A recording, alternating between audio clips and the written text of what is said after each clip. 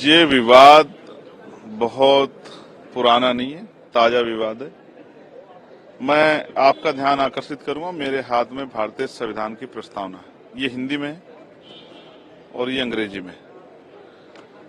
ये संविधान की प्रस्तावना का पाठ अभी 2 दिन पहले इसी देश की सबसे बड़ी पंचायत पार्लियामेंट के सेंट्रल हॉल में हुआ और ये कहा गया कि हमें संविधान के लक्ष्य मूल्यों के साथ खड़े होना है, उसके उद्देश्यों के साथ खड़ा होना है। लेकिन क्या आज सरकारें, कोर्ट अपनी रिस्पॉन्सिबिलिटी को निभा रहे हैं?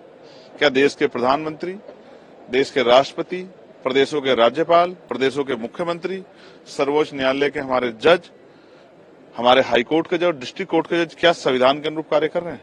मैं आपकी जानकारी में ये प्रेम्बल पढ़ूंगा और इसी प्रेम्बल में सब कुछ छिपा हुआ। जो आपका सवाल है उसका जवाब।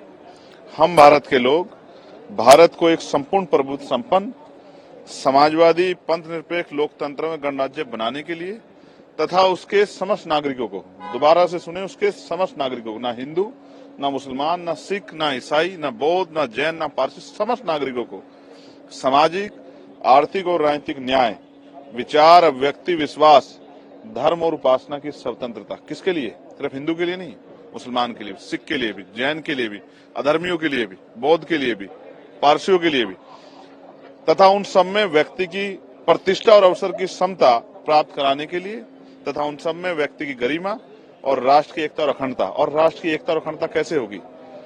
जब हम दूसरे धर्म के धार्मिक स्थलों के से जुड़े लोगों की भावनाओं का सम्मान नहीं करेंगे तो एकता कैसे बनेगी?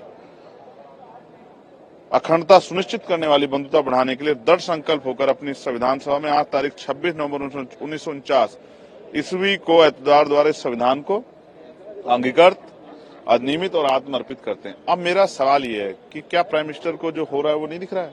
क्या राष्ट्रपति जी को, सर्वोच्च न्यायालय के हमारे चीफ जस्टिस को नहीं दिख रहा है कि किस तरह इस प्रिम्बल के साथ खिलवाड़ की जा रही है? मैं जानना चाहता हूं, अगर आज कोई बुद्धिस्ट खड़ा हो जाए और वो कहे कि हिंदू धार्मिक स्थलों के नीचे बौद्ध मठ है, तो क्या सरकार परमिशन करेगी? क्या कोर्ट परमिशन करेगी?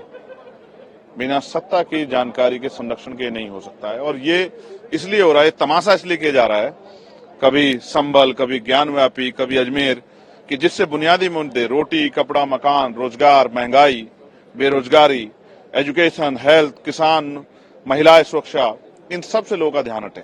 और जब इन पे ध्यान लोगों का हट जाएगा तो फिर सत्ता में बैठे लोग आराम से सत्ता चला पाएंगे, जब सवाल नहीं बचेगा। धर्म एक सेंसिटिव इश्यू है और जिसका जिस तरह से उसका मजाक यहाँ बनाया जा रहा है, इसका जवाब सरकारों को देना चाहिए कि इसका अंतिम जो है लक्ष्य सरकारों का क्या है। मैं ऐसे समय में ये संविधान के प्रिम्बल सभी को याद दिलाना चाहता हूं जो सर्वोच्च पद पर बैठे हैं, कि वो याद रखें कि देश सबका है और देश में इस तरह का माहौल बनाने के बाद जो अस्थिरता होगी उसका नुकसान देश को उठाना पड़ेगा, ना कि सरकारों को।